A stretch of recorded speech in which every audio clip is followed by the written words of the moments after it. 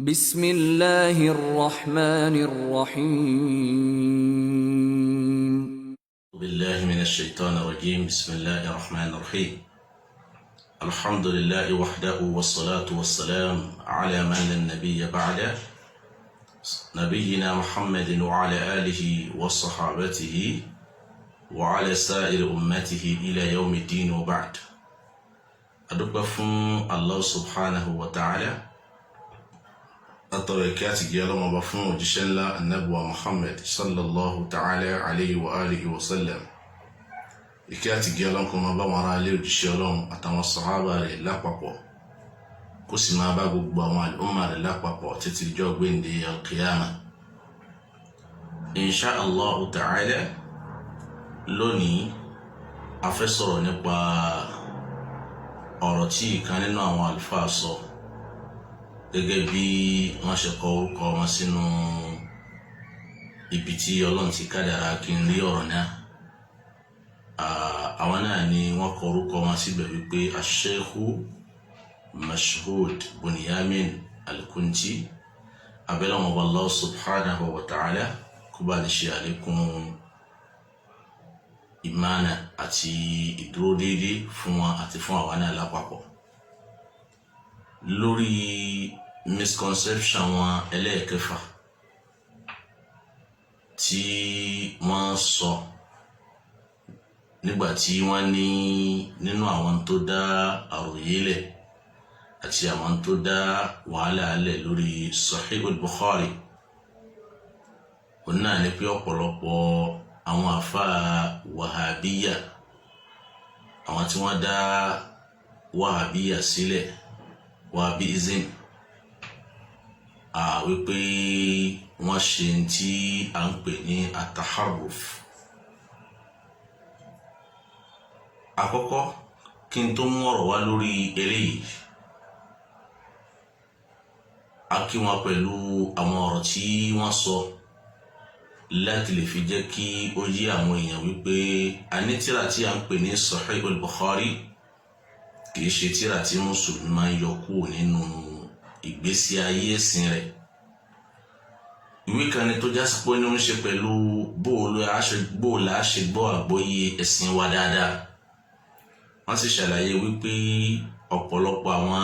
ọ̀rọ̀ tí àwọn èèyàn ń sọ, àpèjúwe irú yìí tí a ń bá mùdírù markazi fà lórí ẹ̀, pé ọ̀rọ̀ àwọn tí wọ́n já wọn ọ̀tá ìsìláàmù ni, gẹ́gẹ́ bí àwọn náà ti ṣe ń sọ. kí wọ́n padà sórí misconception tí wọ́n mẹ́nubà tó jẹ́ lẹ́ẹ̀kẹfà, àwọn ọ̀rọ̀ tó dáròyé àti wàhálà alẹ́ lórí Sahih al-Bukhari. nínú ẹ̀ wọ́n ní àwọn àlùfáà wàhábíyà bí wọ́n ṣe taharruf, ó ti ṣe pé èyí tí ó kọ̀rẹ́kìtì ó ní at-tahrif, látara harrafa yuharrifu tahrifan. so at-tahrif ó náà ní at-taghyir wa tabdil, at-taghyir wa tabdil, ká yí nǹkan padà àbí ká pààrọ̀ nǹkan pẹ̀lú mi, ká yọ kúrò ká wá gbé mi síbẹ̀. so eléyìí ni tí wọ́n ń pè ní at-tahrif nínú èdè sharia, òun náà sì ní jẹ́bẹ̀ nínú èdè Lárúbáwá náà. so àkọ́kọ́ káyánà náà gbólóhùn wàhábíyà, kò sí ìjọ kan tí ń jẹ́ wàhábíyà, ṣùgbọ́n àwọn tí wọ́n já wọn ọ̀tá súnnà, àwọn ni wọ́n máa ń pe àwọn tí wọ́n bá dúró lórí kìtàbù wa súnnà, tí wọ́n sì ń pe àwọn èèyàn kúrò lórí bídíà àti ṣíríkù, oríṣiríṣi àwọn ṣíríkù táwọn èèyàn ń kó sí tí wọ́n ò mọ̀, wọ́n á pè wọ́n ní wàhábíyà.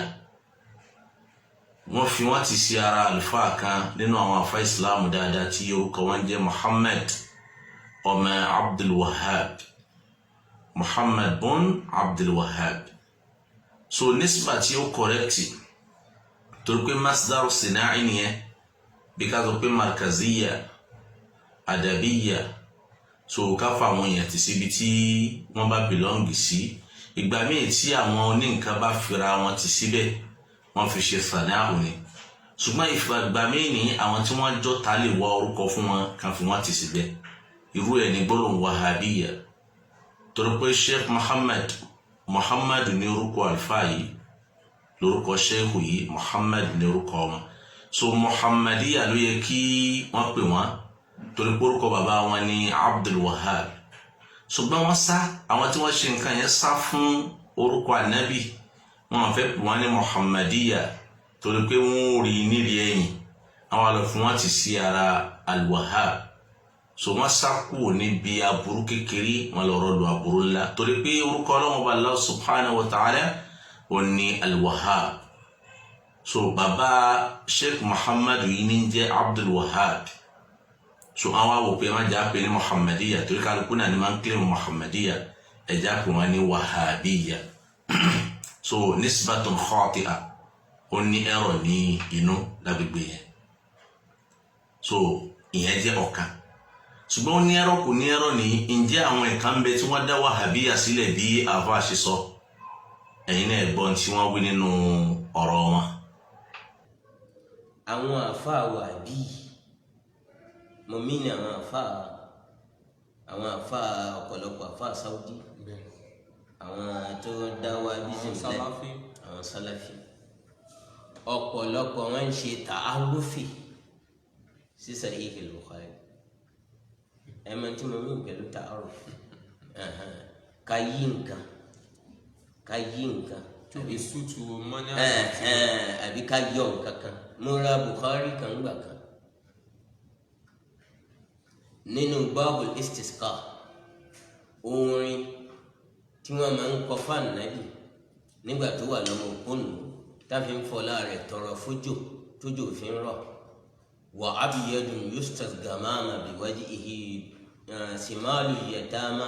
ismatun lil aramili Ànábì kọ́ fáwọn sàbíẹ gbórin tá máa ń kọ fún un ní tọ́dàdá òjò bá dá ó kọ́ fáwọn sàbíẹ ó wà ní Sahih al-Bukhari mo ra Bukhari kan orin ní àtàdísì ni wọ́n ti hazafa rẹ̀ kó mẹ́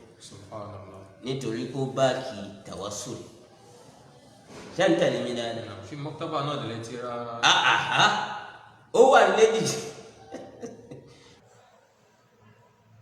sáwọn kan bẹ tí wọ́n dá Wahhabiya sílẹ̀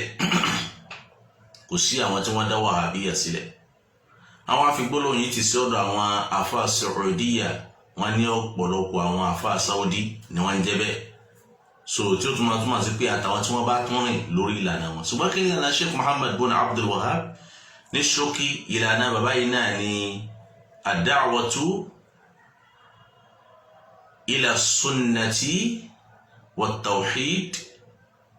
ad-da'watu 'anil bid'ati wash-shirk ká pé àwọn èèyàn lọ síbi tó jẹ́ ìlànà Nabi sallallahu alayhi wa sallam tá a mọ̀ sí sunna ká sì pé àwọn èèyàn kúrò níbi ẹbọ ló fà tó já sí pé àwọn tí wọ́n já wọn ní Sufi àwọn ni wọ́n máa ń sábà lo gbólóhùn Wahhabiya nítorí pé ọ̀pọ̀lọpọ̀ nínú àwọn ṣíríkù tó máa ń bẹ lọ́dọ̀ àwọn ní Sufi ni bàbá yìí gbìyànjú láti ṣàlàyé lórí ẹ̀ káwọn èèyàn lè gbọ́ yìí pẹ̀lú yọ̀ǹda Ọlọ́run ní tí yẹn bá sì ka tírà àfà yìí ẹ rí i pé kò mú tuntun wá kọ́lọ̀ bá ní ṣe dáa kó bá ní kẹ́ wọn àmú tuntun wá ọ̀pọ̀lọpọ̀ ọ̀rọ̀ wọn á kó ti aya al-Qur'an wọn á kó ti hadith wọn á sì máa wọn masáìlù tó ń bẹ láàrin àwọn ọ̀rọ̀ yẹn jáde wọn á kó ti ọ̀rọ̀ àwọn salaf tí wọ́n já wọn àlùfáà ṣáájú látòrí àwọn sọ̀hábà àwọn tabi'un wọn á kó ti ọ̀rọ̀ wọn pé tí wọ́n sọ ní. bí bàbá yìí ti máa ń sábà ṣe ìyẹn nígbà tí wọ́n bá mú àwọn ọ̀rọ̀ yìí wá tí wọ́n bá fẹ́ ṣe telkhis wọn á mú àwọn masáìlù tó bá relate mọ́ àwọn kìnnìún wọn á mú jáde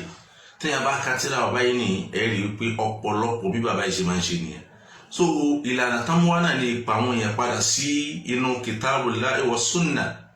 ìpa àwọn èèyàn kúrò nídìí bídíà ìpa àwọn èèyàn kúrò nídìí ṣíríkù nísìnyẹn gbajúmọ̀ pé àwọn ní Sufi máa ń lọ sí di sàárè ẹ̀yin náà wà àwọn tí wọ́n gbọ́ ọmọ sínú sàárè ẹwà àwọn tí wọ́n péjọ sí di sàárè ìlànà àwọn ní Sufi nìyẹn so gbogbo eléyìí bàbá yìí gbìyànjú láti gba àdànù pé a ní a kì í lọ máa bọ sàárè ẹ máa péjọ sídìí sàárè ohun wọn nú àwọn oníṣúfì tó já sí pé wọn yìí máa péjọ sídìí sàárè ká máa gbé tàárè tóbi ohun wọn nú wọn so tó pé bàbá yìí ní ó gbìyànjú láti tako àwọn ìṣesí yìí tó já sí pé àwọn ẹ̀rí ń bẹ jàǹtìrẹrẹ tó tako lànà yìí ó gbìyànjú láti tako so àwọn èèyàn tí wọ́n bá ti wá gba irú ìlànà tí bàbá yìí náà gbà tán bá rìn lórí ìlànà tí bàbá yìí rìn láti má ṣàdáadáa lẹ́nu ẹ̀sìn láti má bá wọn ṣe àwọn tó já àwọn ẹbọ eléyìí tó já sí pé àwọn mùsùlùmí ń kó sí bí ká máa wá ràn lọ́wọ́ lọ́dọ̀ nǹkan mi yàtọ̀ sí Allah eléyìí tó pọ̀ láwùjọ ní wọn á pè wọ́n ní wàhábíyà so gbólóhùn yìí ní gbólóhùn tó já sí pé àwọn ọ̀tá ni wọ́n hún náà fi sọ wọn lórúkọ ẹnìkan kò dá wàhábíyà sílẹ̀ tẹ́ ẹ bá pè wọ́n ní sàlàfíyà gbólóhùn èyí ni torí pé àwọn fúnra wọn náà máa ń pera wọn ní sàlàfí wọ́n sì máa ń ní manhaju àwọn ní manhaju salaf so sàlàfíyà ìtumọ̀ rẹ̀ ní manhaju salaf ìlànà àwọn ẹni ìṣíwájú àwọn tá ń pè ní salaf náà làwọn sahaba àwọn tá ń pè ní salaf àwọn náà làwọn tabi'un àti bẹ́ẹ̀ bẹ́ẹ̀ lọ àwọn tí wọ́n dúró lórí kí l'Ọlọ́run sọ kí l'Ànábì sọ kí l'àgbọ́yé àwọn sàábé àwọn tí à ń pè ní salaf ni so ẹni tó bá rìn lórí kí l'Ọlọ́run sọ kí l'Ànábì sọ ẹni tó rú lójú tó ń padà sídìí kí l'àgbọ́yé àwọn sàábé irú ẹni yẹn là á máa ń pè ní sálàfí ìlànà tó ń rìn yẹn là ń pè ní sálàfíyà so gbólóhùn ẹ̀yìn ni kò burú torí pé láwùjọ nínú ayé náà ara wọn tí wọ́n ń pera wọn ní kọ̀dìríyà gẹ́gẹ́ bá ṣe ráwọn yẹn tí wọ́n ń pera wọn ní tìjàníyà ara wọn tí wọ́n ń pera wọn ní naqshbandiyya ara wọn tí wọ́n ń pera wọn ní khalwatiyya ara wọn tí wọ́n ń pera wọn ní alawiyya àti bẹ́ẹ̀ bẹ́ẹ̀ lọ tán bí léfò pé ìlànà táwọn rìn nìyẹn Tìjàní ẹni tó bá rìn lórí ìlànà Tìjàníyà tó jẹ́ ojú ọ̀nà Tìjàní ní rìn ní kò ní ẹ́bà kílèmù ojú ọ̀nà Kọ̀dìríyà ẹni tó rìn lójú ọ̀nà Kọ̀dìríyà ò ní ẹ́bà kílèmù ojú ọ̀nà Tìjàníyà kò sì ní bá wọn dá méjèèjì papọ̀ mọ́ra wọn yóò ṣe tiẹ̀ lọ́tọ̀ọ̀tọ̀ ni so tí ò bá jẹ́ ewu fún àwọn bó o ní ó ṣe jẹ́ ewu fún àwọn tó pé kí àwọn òrìn lójú ọ̀nà Ahmed Tijani bẹ́ẹ̀ láàrin ìlànà Abdul Qadir ní afẹ́rí ìlànà tó bá ìlànà kìtàbù wa sunna àti fáhàmù salaf tírà Ọlọ́run ìlànà nábì àtàgbóyà àwọn sàbí ìlànà táwọn afẹ́rí nìyẹn so eléyìí àrípò ní ìlànà tó fi ń dáa jù tó sì má jù nínú ìlànà táwọn èèyàn rìn àmọ́ gbólóhùn wàhábíyà kò sẹ́ni tí ń jẹ́ bẹ́ẹ̀ àwọn afá Saudi òpèrà wọn ní wàhábíyà so àwa ẹ̀yin bí irú àlùfáà tí wọ́n sọ̀rọ̀ kùntì àtàwọn èèyàn míì náà máa ń pè wọ́n ní wàhábíyà torí pé sùfíyà ní àwọn so wọ́n sì rí i pé àwọn máa ń gbé sàárè tóbi àwọn máa ń bàbàrà sàárè so àwọn tí wọ́n bá sẹ́rìn lórí ìlànà kìtàbù sunna àgbọ́yé àwọn sálàfù ní wọn aláwọn nǹkan yìí ò dáa gẹ́gẹ́ bí Sheikh Muhammad bin Abdul Wahab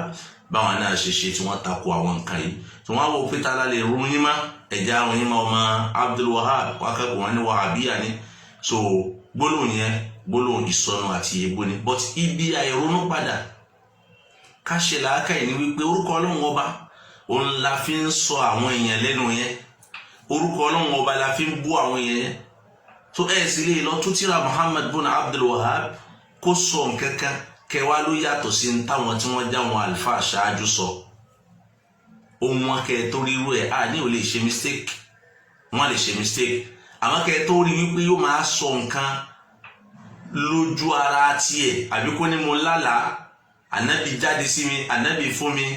bí àwọn oníṣòfin ṣe máa ń ṣe eléyìí wọn min al-Qadiriyya wa Tijaniyya tí wọ́n máa ń kílè mu àlá fi ṣe sìn eléyìí wọn lè rí so kí ni Ọlọ́run sọ kí ni Ànábì sọ kí ni àgbọ́yé àwọn sàhábà ń tẹ́ bàbá yìí lórí ẹnìyẹn so torí ẹ̀ gbólóhùn wàhábíyà kò sẹ́ni tí ń jẹ́ bẹ́ẹ̀ kò sáà tó dá wàhábíyà sílẹ̀ gbólóhùn àtàhárùf tí àlùfáà mú wa àti sọ níbẹ̀rẹ̀ pé kẹ́límà àtàhárùf láàyè ibẹ̀ yẹn láti lò báyẹn ní mistake ni so in tó bá bẹ̀ yẹn mú oní àtàhárìf àtàhárùf náà nítumọ̀ ṣùgbọ́n kì í ṣe ìtumọ̀ ká yí nǹkan padà ní ìtumọ̀ iktisabu lóní kéèyàn ó ṣiṣẹ́ láti fi kó àwọn ọ̀rọ̀ jọ jíjẹ mímu jọ ṣùgbọ́n at-tahrif òun ni gbólóhùn pé ká yí nǹkan padà ká yí change nǹkan káfíìmì ìdí àbí ká yí padà ẹ̀rí. So irú àwọn gbólóhùn ataharuf tí a fa lò yìí àní ò nílò mọ́. So ataharif wọn ni èmi ò máa lò àfi tí n bá gbàgbé lóko torí pé lè ní gbólóhùn tó ṣe dọ́gbandọ́gba pẹ̀lú tí àlùfáà ń sọ. So kó gbólóhùn ataharif gbólóhùn yìí ni àwọn èèyàn máa ń ṣe lóòótọ́ àwọn afitì nínú àwọn ọ̀rọ̀ tí wọ́n sọ wọ́n ní àwọn àfa Saudiya àwọn Wahabiya má ti sọ àti gbáyìn dànù pé kò sí ti ń jẹ́ Wahabiya kò sí ẹgbẹ́ kan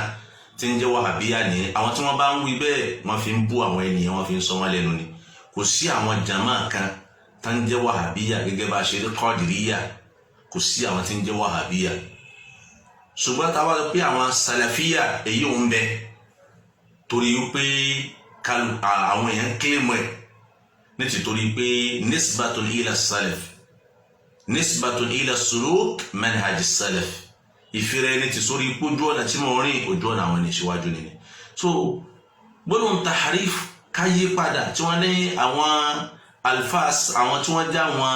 salafiyun àwọn tí wọ́n rìn lórí ìlànà salaf pé wọ́n yí àwọn nǹkan kan padà nínú Sahih al-Bukhari ẹ̀yin náà gbọ́n tí wọ́n sọ lágbègbè yẹn. àwọn àfáà wà bí mọ̀mí ni àwọn àfáà ọ̀pọ̀lọpọ̀ àfáà Saudi àwọn tó dá wa bísí nílẹ̀ àwọn Salafi ọ̀pọ̀lọpọ̀ wọn ń ṣe ta'arufi sí Sahih al-Bukhari ẹ̀mọ́ tí mo mí pẹ̀lú ta'arufi ká yí nǹkan àbí sutu mọ́nà àbí ká yọ nǹkan kan mo ra Bukhari kan gbà kan nínú babul istisqa orin tí wọ́n máa ń kọ fáànù nábì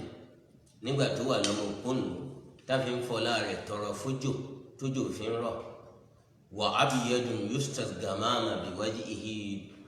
simalu yatama ismatun lil aramili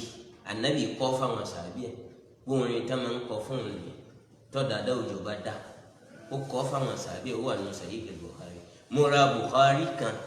orin ní àtàdísìn ni wọ́n ti hazafa rẹ̀ kó mẹ́ nítorí kó báàkì tawassul. eléyìí àgbólóhùn tahrif yẹn ni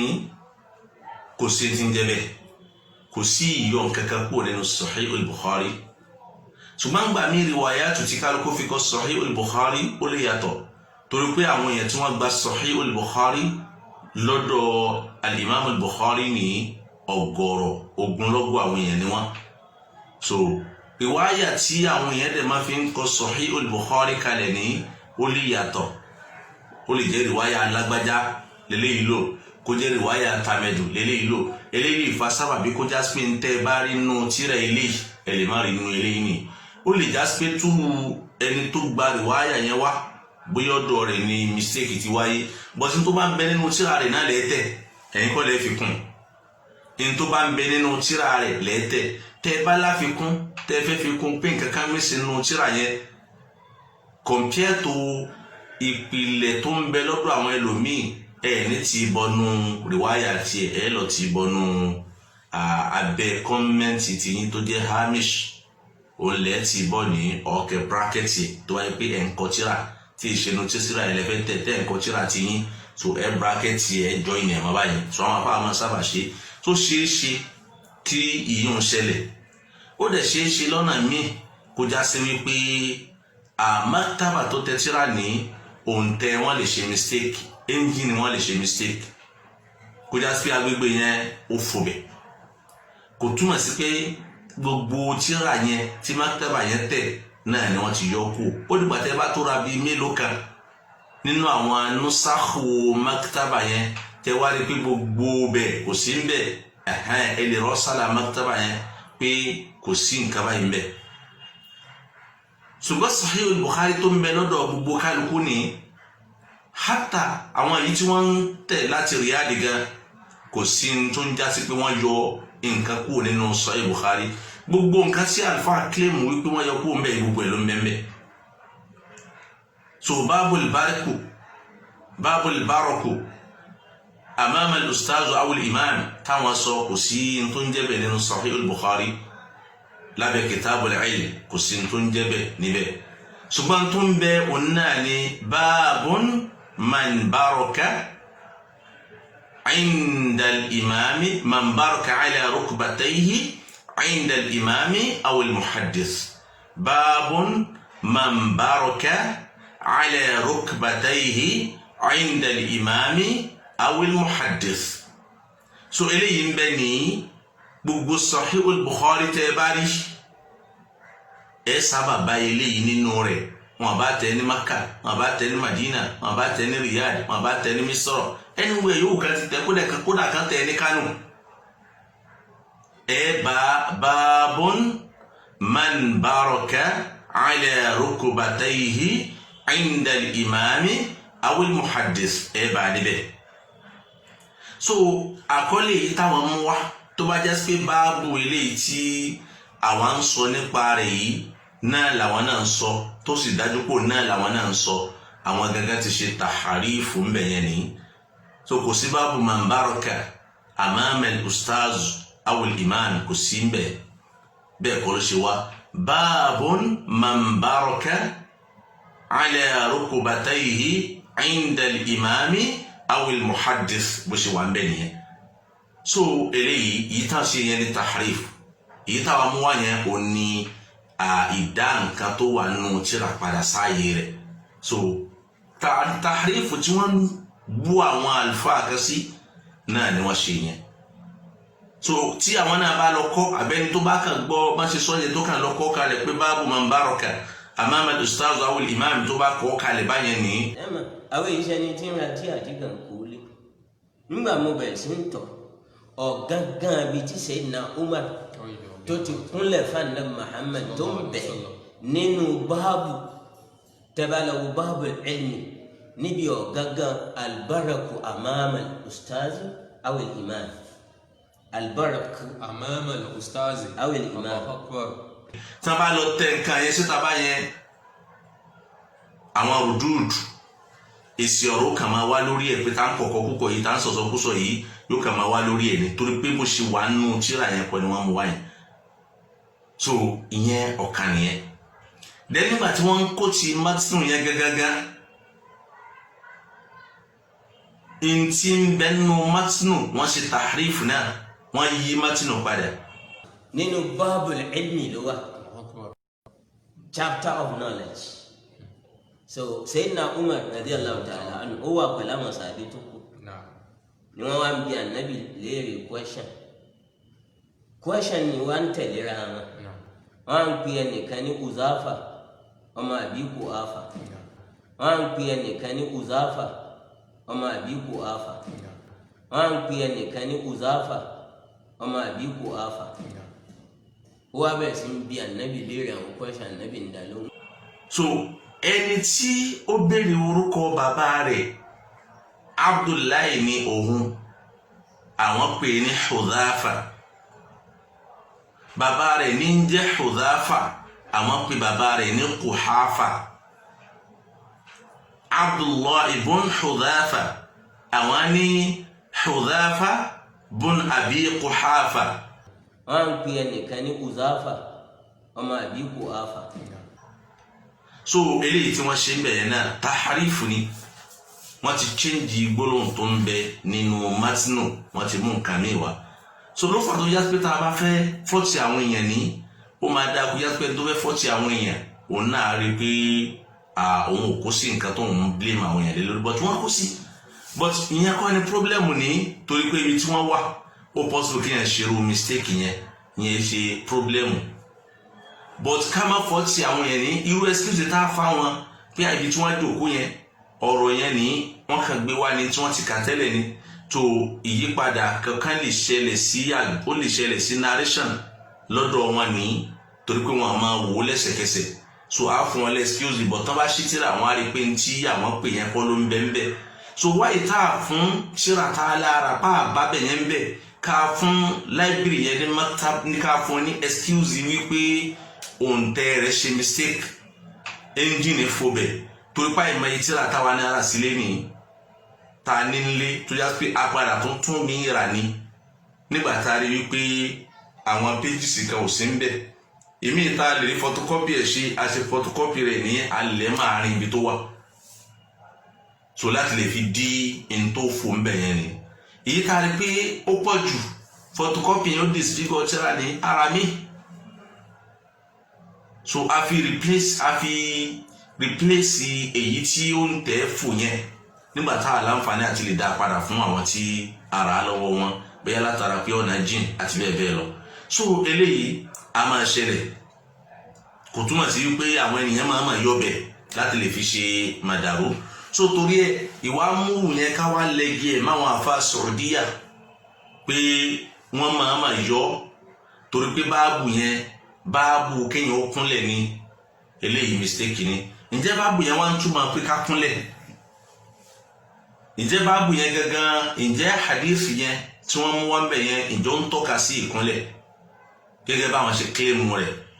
so eléyìí nínú tí a nídìí láti sọ̀rọ̀ lórí ẹ̀ ni so hadith yẹn ò tọ́ka sí ìkúnlẹ̀ bó ti wù kí ó ma ìdí alákọ̀ọ́kọ́ ni wípé hadith yẹn gangan lọ́dọ̀ al-Imam al-Bukhari hadith 93 níbi tí wọ́n mú wá ní hadith yẹn tún wá láwọn atraf àwọn atraf ní àwọn kí la ti ń pè àwọn tó jẹ́ àwọn àdíìsì ọ̀rọ̀ tó súnmọ́ tó já pé rìwáyà rẹ̀ wá láti bòmí àwọn ọ̀rọ̀ tó tún súnmọ́ ṣẹlẹ̀ yẹn so ó wá ní ààyè bíi 11 nínú Sahih al-Bukhari nínú ààyè bíi 11 yẹn ìmí sọ reason tá nàbí fi tọrọ fi wáyé bẹ́ẹ̀ kòkó pé ìmí kó ti pé àyà la tas'alu wa la tas'alu an ashiya ìmí fi kún so oúnjẹ bíi àtọrọfò mọ́kànlá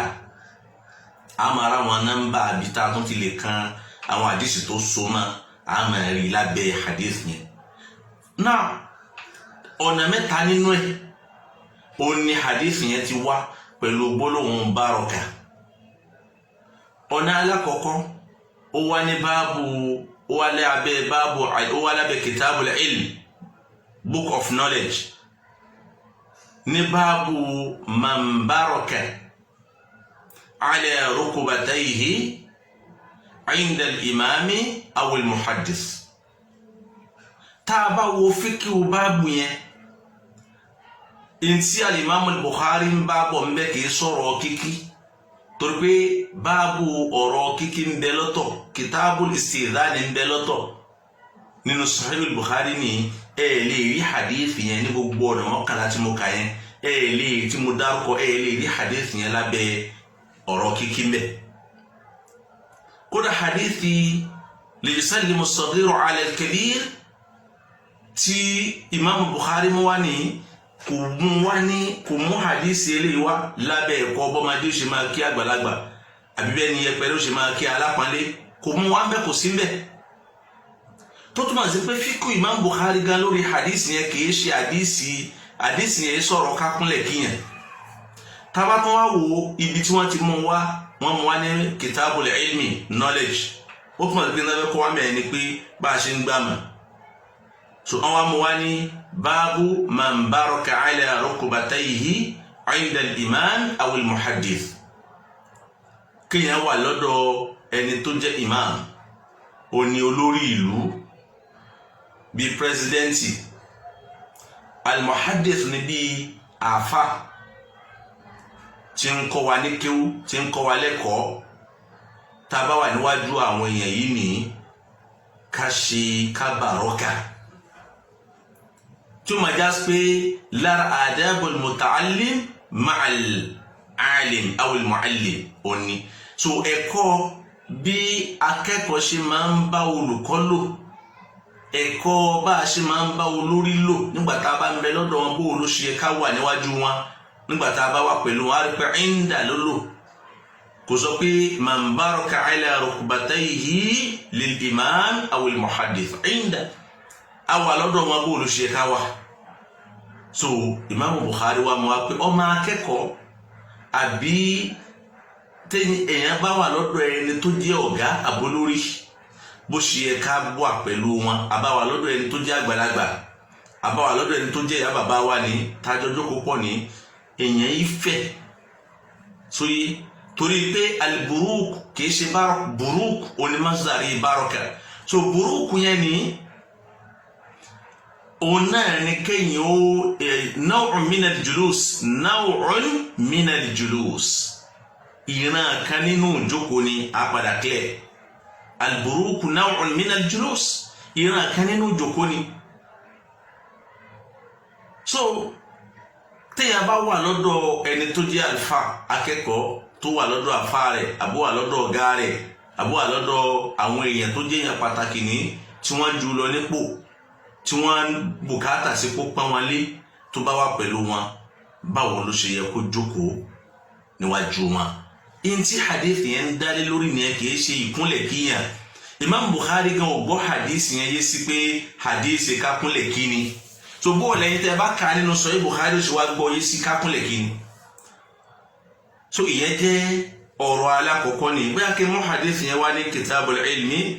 báàbù man baraka ala rukbatayhi inda al-imam aw al-muhaddis hadith 93 ani Zuhri ó wá látọ̀dọ̀ àfáà az-Zuhri ẹ̀rí nínú àwọn tábìrì pàtàkì ni qala akhbarani Anas ibn Malik anna Rasulullahi sallallahu alayhi wa sallam kharaj ó ní Anas ibn Malik ló fún mi ní ìró ọ̀rọ̀ tí mo fẹ́ sọ yìí pé Ànábì jáde níjọ́ kan faqama Abdullah ibn Hudhafa musọ́lẹ̀ kan tí wọ́n pè ní Quhafa pé wọ́n ṣe tahrif wọ́n ti yí orúkọ padà ẹni tí ń bẹ́ẹ̀ bẹ́ẹ̀ kọ́ yẹn ẹni tó jáde sí Ànábì Abdullahi tó dìde sí Ànábì nígbà tá Ànábì jáde Abdullahi lórúkọ rẹ̀ tó jẹ́ ọmọ kẹ́ni ọmọ Hudhafa bàbá rẹ̀ nìyẹn. Faqala man abi níbẹ̀ wọ́n ní obì àná pé masmu abi kò sí ismu ń bẹ̀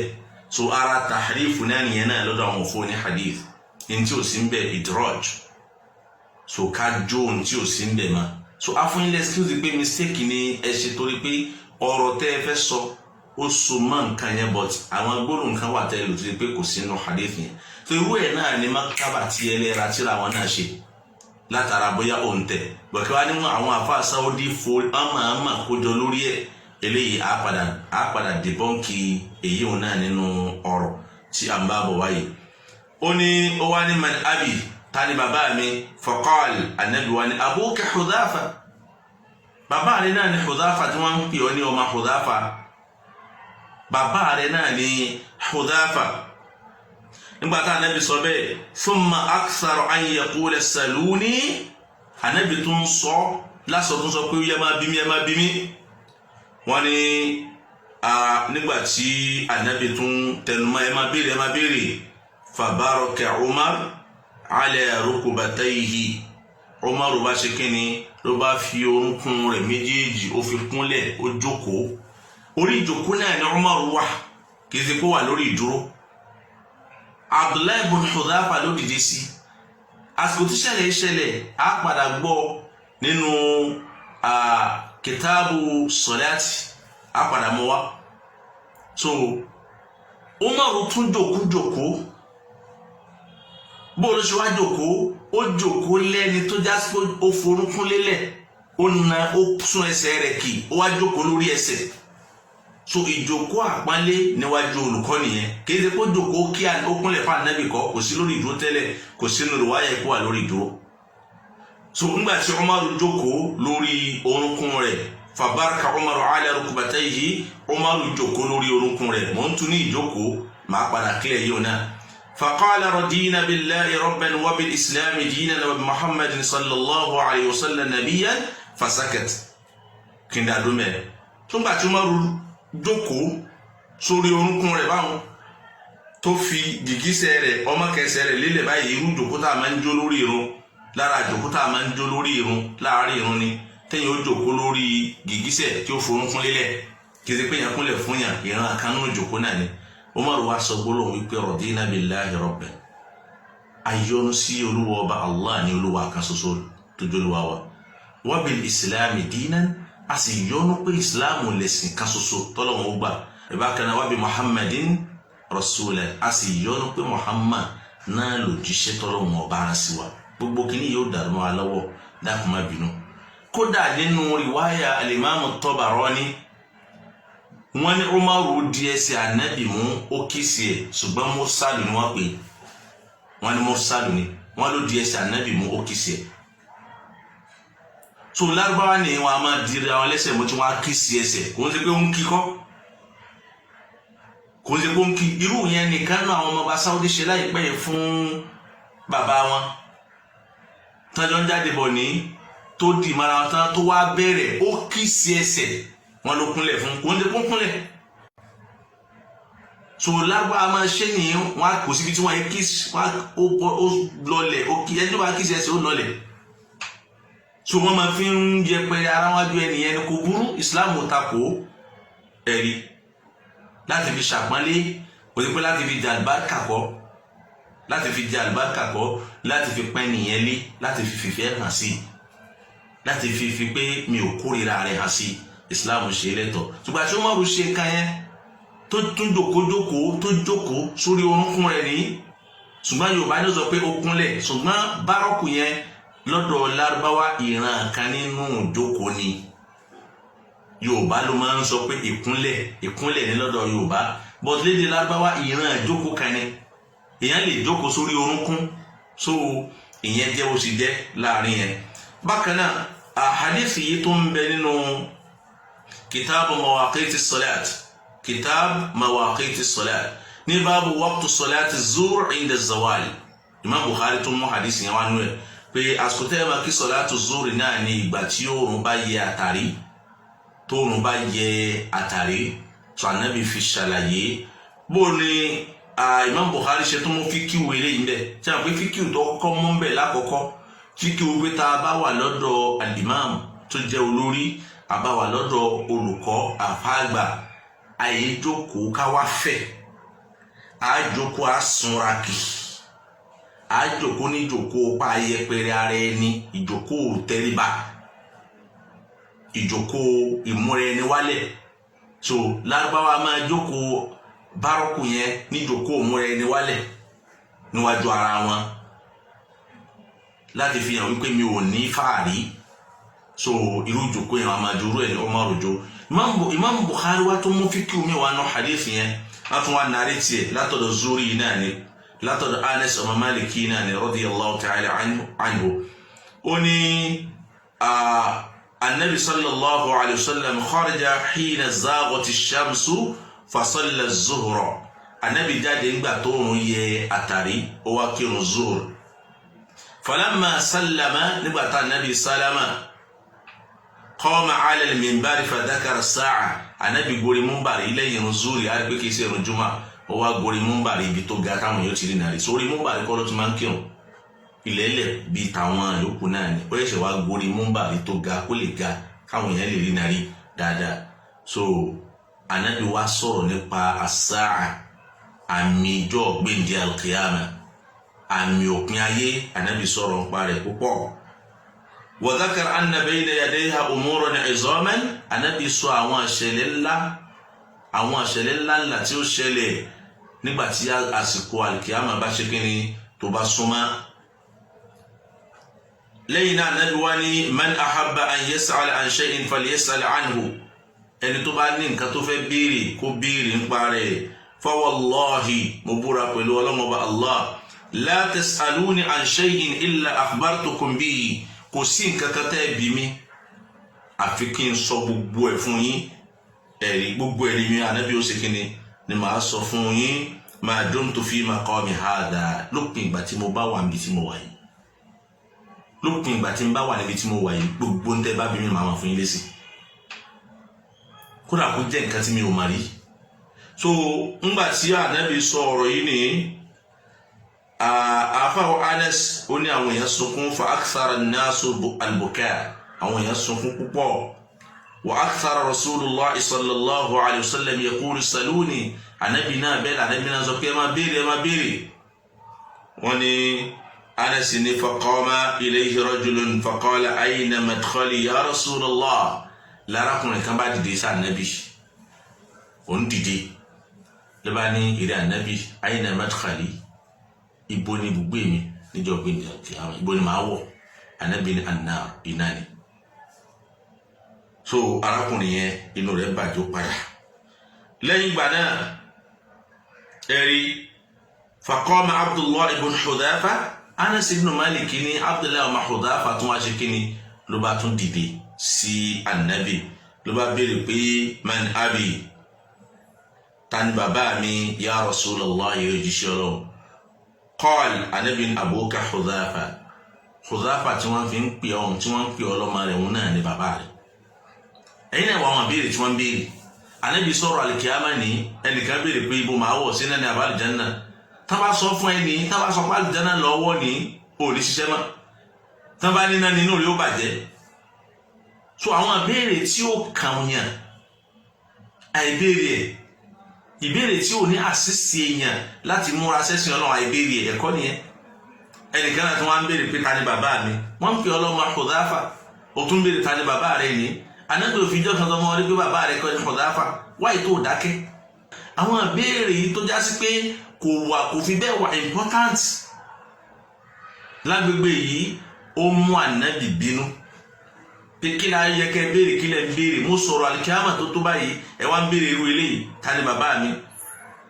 inú kan bí ànábì ni òkè ẹ fẹ́ máa tẹ́sítì mi àbí ó yẹ máa béèrè ẹ máa béèrè. nígbà tá ànábì wọn pa ẹ máa béèrè ẹ máa béèrè ẹ máa béèrè ẹ máa béèrè, mo rò pé inú ti bí ànábì. kí ni wọ́n rò wá ṣe ẹ̀rí àfa wa Umar ibn al-Khattab radiyallahu ta'ala anhu fabaraka Umar ala rukbatayhi ni Umar bá fi ìjókòó lé orí orúnkún rẹ̀, ó forúnkún lélẹ̀, ó tún ìjókòó rẹ̀ jókòó, ó jókòó lórí orúnkún. ẹ̀rí wọ́n nígbà tó ṣe léyìí lẹ́yìn náà ló wá sọ pé radina billahi rabban wa bil islam dinan wa bi muhammadin nabiyyan. nígbà tó sọ eléyìí wọ́n ní ànábì ṣe kíni, inú ànábì rọ̀. nígbà tí inú ànábì rọ̀, ànábì wá sọ rísìn tó ń fi gorí múmbàrí. ó nígbà tí mò ń kírun zúrì fún yín lára ògiri múmbàrí yìí, alára ògiri yìí, ibẹ̀ ni wọ́n ti ń fi iná hàn mí, wọ́n ti ń fa àlùjánnà hàn mí pé mi ì tí ì rí nǹkan tó dùn mọ́ mi lójú ayé mi tó àlùjánnà tá fi hàn mí, bẹ́ẹ̀ ni mi ì rí nǹkan tó bà mí ló jẹ́ tó iná tá fi hàn mí. wọ́n ṣó rẹ̀ fún mi lára ògiri, subhanallah. ló fà tó bí a fi àfáà mi hadisi inú nùbúwà, inú ìfi nùbúwà nẹ́bì nílẹ̀ ló kọ́ sí, àfáà mi kọ́ sínú àfọ́ ní hadith. So ó ní nǹkan yẹn ló mú ànábì wá sọ̀rọ̀ àlìkíyàmá fáwọn èèyàn láti lè ṣọ́ra. nítorí ẹ̀ka àwọn èèyàn ó béèrè àwọn nǹkan tán lè ṣọ́ra fún àwọn ń béèrè ta ni bàbá mi, ìbò ní ìwọ̀ tí ń bá kú. wà irú ìbéèrè wò lélẹ́yìí ló wá máa ànábì bínú. So ó mọ̀rọ̀ tí wàá rí pé ànábì bínú, òun wá tún jòkójókòó kò fẹ́, ó wá súnra kì sórí ìjòkó, ó jókòó àpọ́nlé fànábì, ìjòkó tí ó mú àpọ́nlé wá fànábì, tí ó sì jẹ́ ẹ̀kọ́ fún òun gẹ́gẹ́ bí ọmọ akéwù. bákan náà tí ó sì jẹ́ kánábì ó lè wo àánú ṣe fún àwọn tó dá wọn sàhábà, torí pálá àánú lànábì sallallahu alayhi wa sallam. tó márùn fẹ̀fẹ̀fẹ̀ kó wà lórí ìjòkó kó máa sọ pé ànábì radina bil ó tún jòkójókòó ó wá mú ànábì wálẹ̀ sallallahu alayhi wa sallam. tó eléyìí bẹnu kitabu mawaqiti salat ní báàbù waqti salati zuhr inda zawal. bákan náà hadithi ó tún wà nínú al-i'tisam bil kitabi wa sunnati, kitabu al-i'tisam bil kitabi wa sunnati nínú Bukhari náà ni báàbù ma yukrahu min kathrati as-su'al wa takallufi ma la ya'nihi.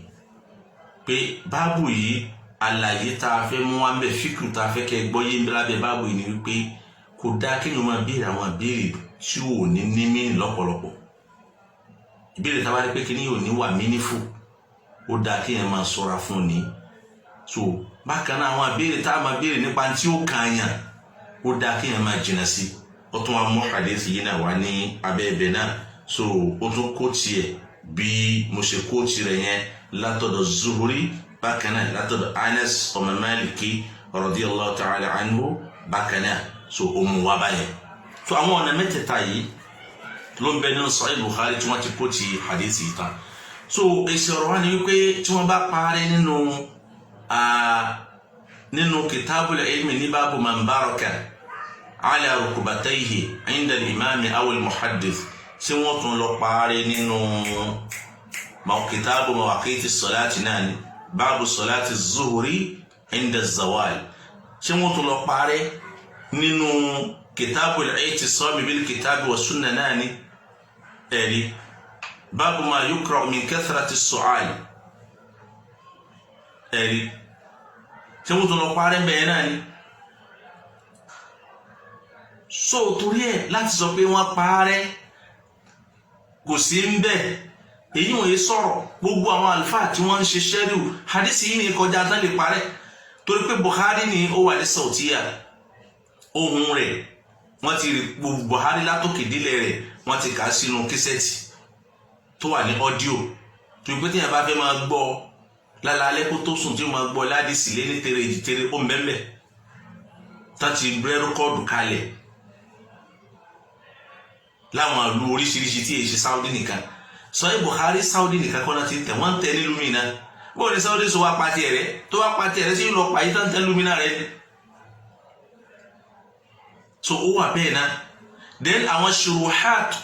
táwọn afa àti mú wá lórí ẹ̀ ní jọ̀hún ní láti jọ̀hún wá ó wà lẹ́ni Ibn Hajar ṣe ṣẹ́rù rẹ̀ ẹ̀rí Ibn Daqiq al-Aini ó ṣe ṣẹ́rù rẹ̀ bẹ́ẹ̀ àwọn àlùfáà tí wọ́n ti ṣe ṣẹ́rù Sahih Bukhari ní ṣé wọ́n lọ tún pa àwọn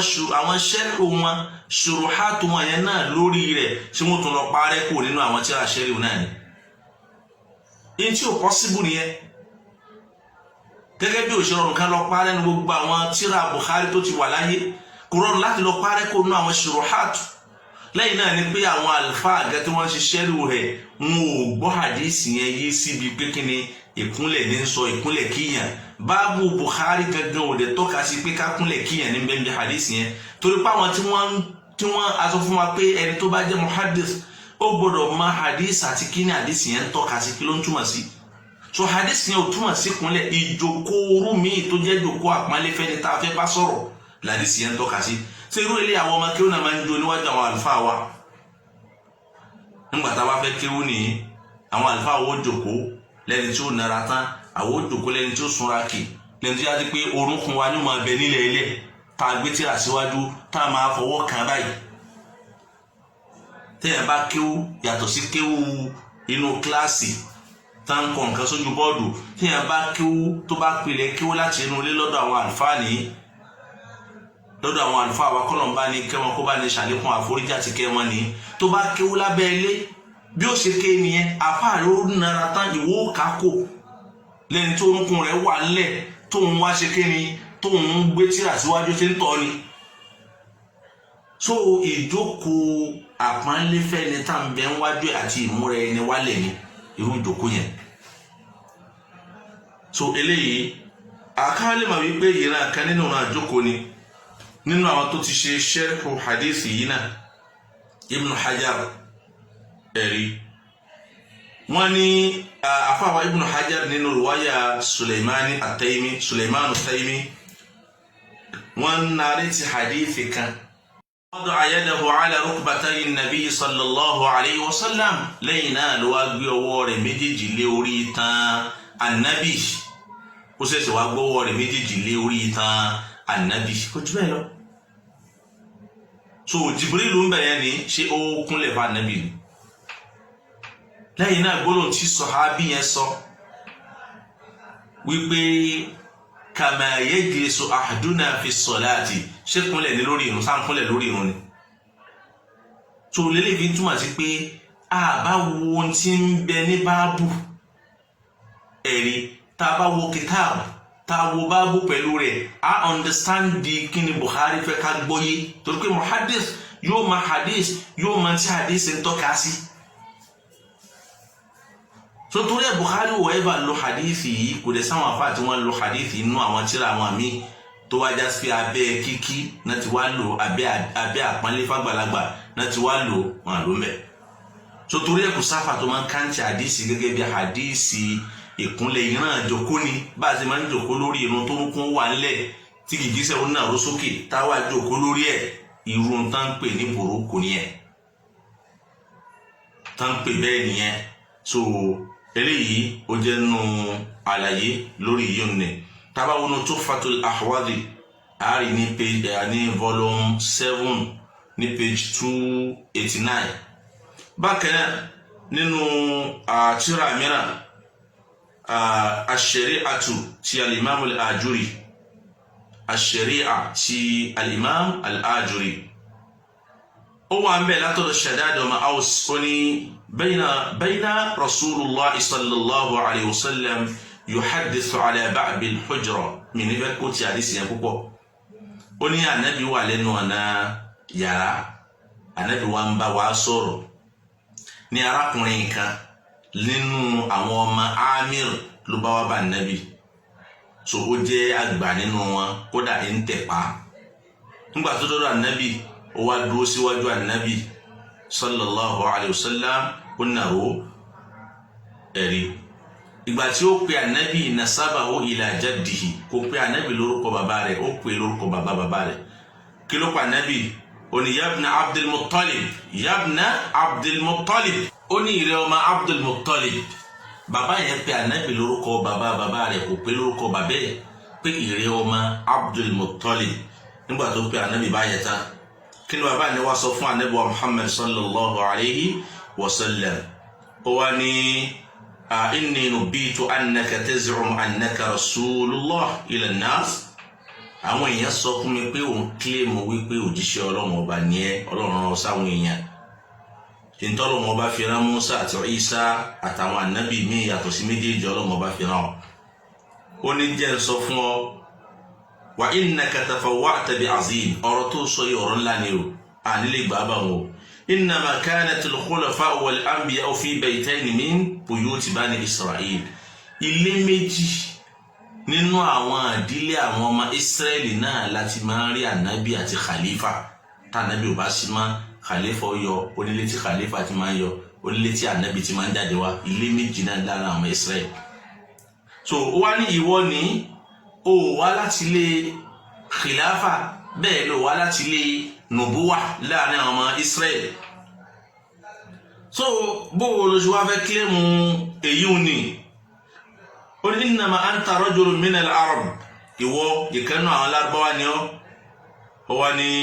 bákan náà ó jẹ́ kànnù àwọn èèyàn tó já pé ìran wọn òkúta ni wọ́n máa ń bọ̀ òun jẹ́ kànnù àwọn Lárúbáwá tó já pé ìran wọn abọ̀kúta ni wọ́n ọmọ abọ̀kúta ni ẹ́ ọmọ ẹlẹ́bọ ni ẹ́ ó tún wá lè máa kílẹ̀mù wípé ìwọ kan o ànábì Ọlọ́run kan o ọni tó sọ yìí òpó túrù àwọn ọmọ olóòṣà ni ọ́ wọ́n ní fama alaka wali nubuwa bó lọ́mọ olóòṣà ló ṣe fẹ́ dà nábì bó lọ́mọ olóòṣà yìí ṣe tó fi wá dẹni Ọlọ́run ti dè bẹ̀lẹ́ pé wà di ànábì bàbá ní sọ bẹ́ẹ̀ fún ànábì ó ní walakin li kulli qawmin haqiqa ṣùgbọ́n àwọn li kulli qawlin haqiqa ṣùgbọ́n gbogbo ọ̀rọ̀ náà ni máa ń ní kílóbì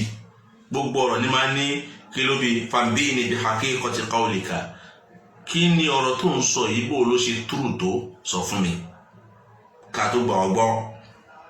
wọ́n ní àgbà tí bàbá yìí sá sọ àwọn ọ̀rọ̀ tó sọ àwọn ọ̀rọ̀ lọ bẹ́ẹ̀ ànábì bí bàbá yìí ṣe tó ọ̀rọ̀ yẹn ó attract ànábì ó mú ànábì pé bàbá yìí àwọn ọ̀rọ̀ tó gbé wá yìí ọ̀rọ̀ àgbàlagbà tó rí ẹ pé ni àwọn táwọn àmọ́ tí máa ń jà ànábì báyìí ni wọ́n ìwọ wà nínú wọn ni ìgbà tí wàá tún wá yọjú ó tún yọjú náà Lárúbáwá pé àwọn tó jáwé yẹn tiẹ̀ gan ọmọ abọ́gibọ̀ pẹ̀ abọ́ òkúta ni wọ́n ó sì wá lè kílẹ̀ mọ́ pa ànábì ni wọ́n ọmọ olóòṣà lẹ̀ ní ẹ́ ìran rẹ̀ olóòṣà ni wọ́n ó sì wá lè kílẹ̀ mọ́ pa ànábì ni wọ́n nígbà tí bàbá yìí sọ̀rọ̀ yìí fún ànábì ọ̀rọ̀ yìí mú ànábì lẹ́mí ojú ànábì ní ojú waqal ànábì wa ní ya akha bani Amir ó ní mo pè rẹ̀ ọmọ ìyá àwọn ọmọ Amir inna lil hadith alladhi tas'alu anhu naba'an wa majlisan ọ̀rọ̀ tó ń béèrè nípa rẹ̀ ó nídìí kí n fún ọ ní ìrólòtọ́ àmọ́ gbáko jòkó náà ó gbáko gbọ́npẹ́ ó sì gbáko jókòó ànábì ní fajlis jókòó kí máa fún ọ ní èsì fasana rijlahu thumma baraka kama yabruku al-ba'ir fasana rijlahu thumma baraka kama yabruku al-ba'ir. bẹ́ẹ̀ lárakùnrin yìí ó pa ẹsẹ̀ rẹ̀ pọ̀ tó pé tí yẹn bá fẹ́ jókòó tí ó jókòó lórí gìgísẹ̀ tí ó forúnkún lélẹ̀ yóò pa kíni yóò pẹ̀sẹ̀ pọ̀. arákùnrin náà pa ẹsẹ̀ rẹ̀ pọ̀ mara wọn fabaraka ó wá ṣe kíni ó wá fi eékún rẹ̀ lélẹ̀ kama yabruku al-ba'ir gẹ́gẹ́ bí ràkúnmí ṣe máa ń fi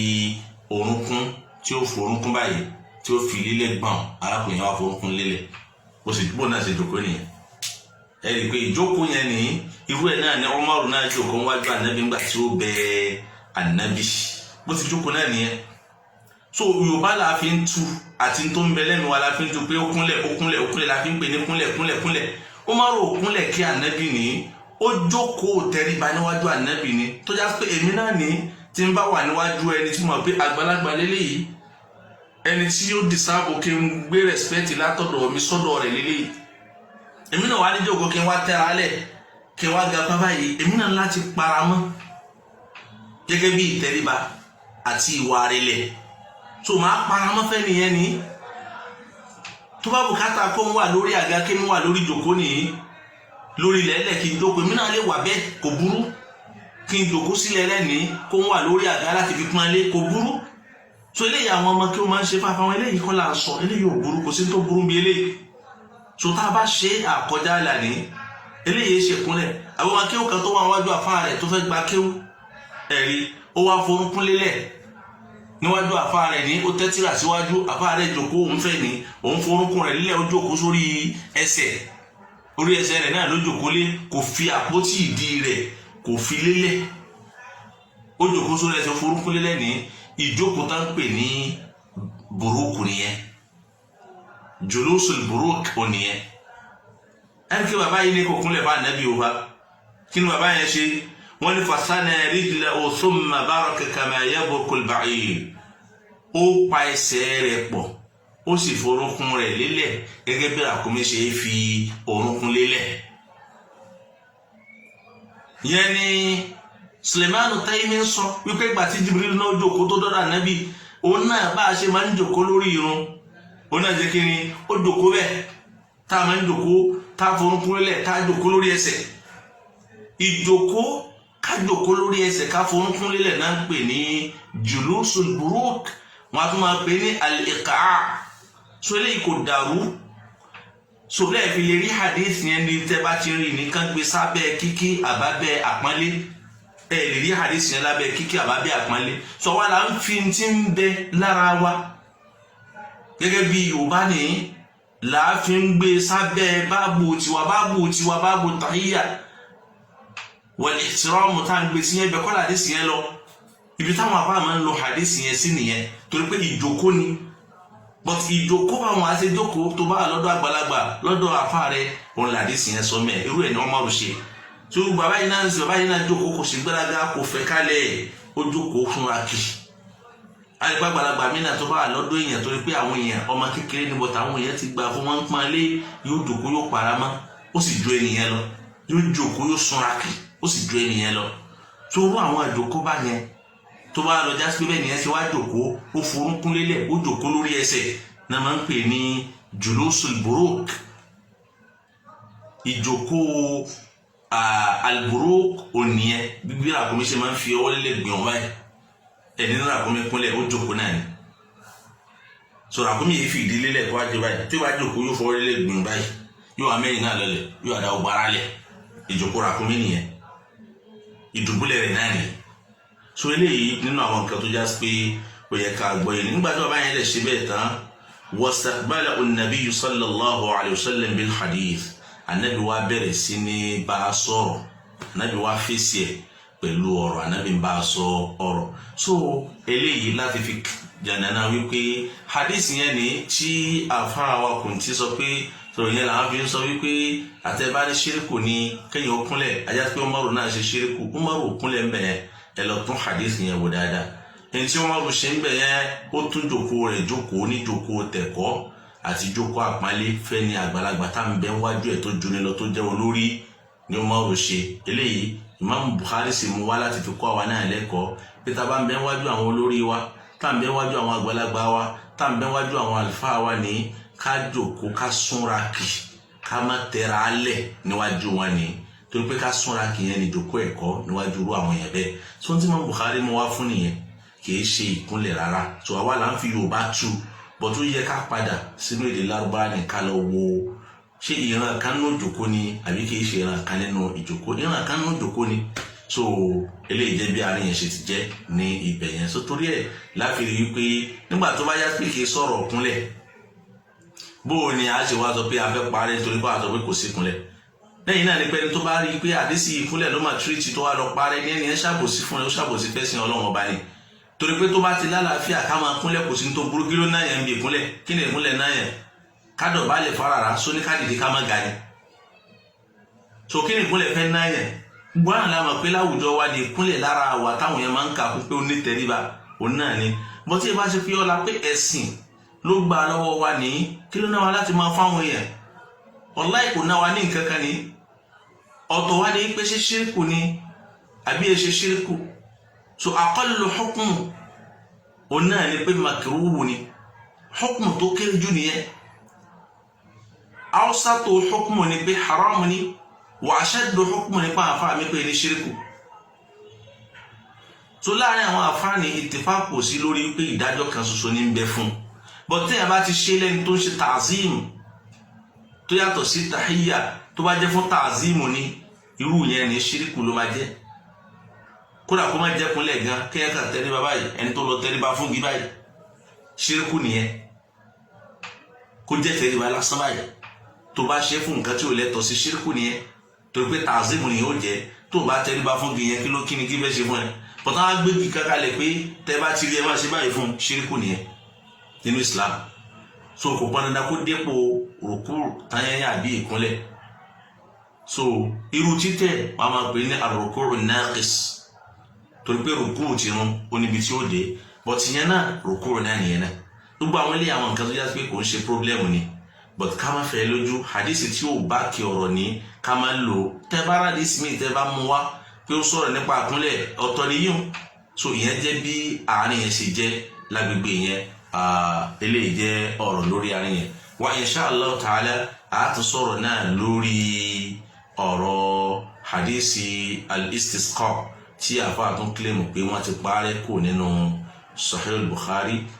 àti kí làwọn fíkìú tó ń bẹ lábẹ́ tiẹ̀ náà àmàlà ìwà ní orí insha Allah ta'ala abẹ́lẹ́ wọn bá tàwa àti àlùfáà àti gbogbo mùsùlùmí lápapọ̀ kọlọ̀njá láti bọ̀tán tó dáa kó sì já báyọ̀ ọlọ́run ọba pàdé láyé àti nínú sàárè àti níjọ́ gbìndín al-qiyamah wa sallallahu wa sallama ala nabiyyina Muhammad wa ala alihi wa ashabihi subhanakallahumma wa bihamdik ashhadu an la ilaha illa anta astaghfiruka wa atubu ilayk wassalamu alaykum wa rahmatullahi wa barakatuh.